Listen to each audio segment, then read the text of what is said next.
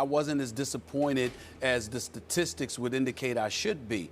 His quickness was there, his elevation was there, his athleticism was there, his speed was there. All of that stuff that you would think would be residual effects from his ACL injury and how it would affect him, that was non-existent.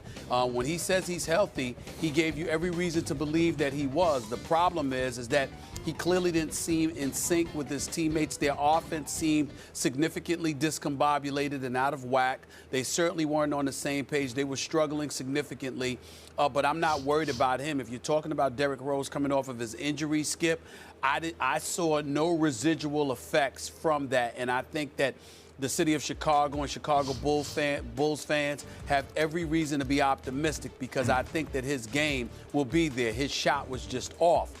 My problem with the Bulls was everybody else. Carlos Boozer, to me, is the only guy that showed up offensively with his 31 points. I'm not counting the 20 from Jimmy Butler because, to me, they came at what I would consider to be garbage time. Luol Deng was an absolute no-show. MIA, missing in action, just non-existent. And Mike Dunleavy Jr., as you pointed out, Skip, just a spot-up shooter. Again, it's nice to have him on the squad, but I would have loved it if the Bulls would have acquired him while being able to keep Marco Bellinelli as opposed to losing Marco Bellinelli in favor of Mike Dunleavy Jr. He's a spot-up shooter. He can hit open shots, but Derrick Rose needs somebody with breakdown ability that can make perimeter shots as well. And he doesn't have that. And I think right now what we find ourselves looking at when we think about Chicago is Derrick Rose and the same argument his brother Reggie keeps bringing to the table. When are you going to get my brother some help? Because even though it's game one of the NBA season and there's no reason to overreact, the fact of the matter is it was glaring that the Bulls are still the Bulls. Tough, defensive-minded fighters, but don't have that supplementary piece that Derrick Rose needs and will need.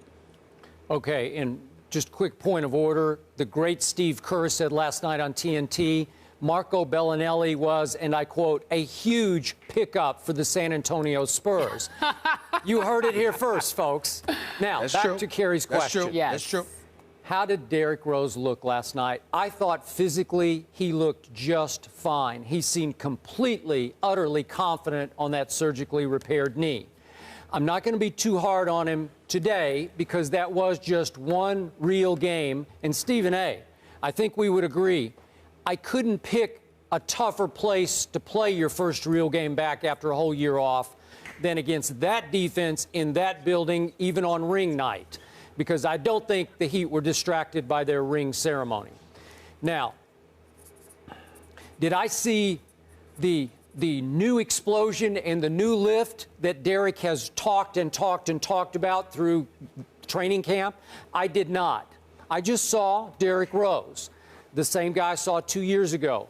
Did I see a Derrick Rose who said before the game yesterday that he's a way better player now with a much higher basketball IQ? I'm sorry, I didn't see that guy. Now, again, you can attribute it to some rust, just being a little out of sync, and as you said, a little sluggish.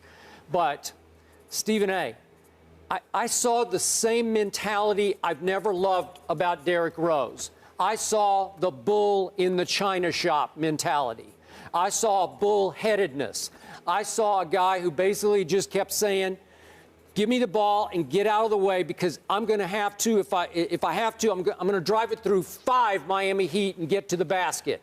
And the Heat, as always, you know, just jumped and trapped that high pick and roll. And if he powered through the first 2 guys, there were 3 guys waiting for him at the rim with arms extended. And he just couldn't fight through all 5 of them. So he winds up with 5 turnovers to just 4 assists, which leads us back to your point. Is that his supporting cast fault or his fault? How, when they're just, when 5 guys are trying to stop you, can you not get more than 4 assists against the Miami Heat? It just seems like, okay, does it mean that Deng's just no good? I'm no big Dunleavy guy. We can go down the line. Carlos Boozer did have a big night. I don't know, Stephen A. I just want my point guard to come up with more than 4 assists when the defense is completely geared to stop him. So all things considered, you're Derrick Rose. What do you do? Where do you go? And I think that that's one of the things that John Paxson and those boys and Gar Forman and Randy Brown and the hierarchy of the Bulls brass, they're going to have to listen to what Derrick Rose's brother Reggie has been alluding to for years. When are you going to get my brother some help? Because I'm not saying that you cause trouble over it, but if you're trying to beat the Heat, it's clear with this roster, you're not going to be able to get it done because you can't score as much as you need to score. Okay, and I insist that it needs to be time for Derrick Rose to mature enough to learn to use the help that he already has. I don't think he uses it very well. He did play 10 minutes of that second quarter, Stephen A. Last night. They got blown off the floor 37-18. Where is your leader on the floor, your point guard? You got to figure ways to get other people involved.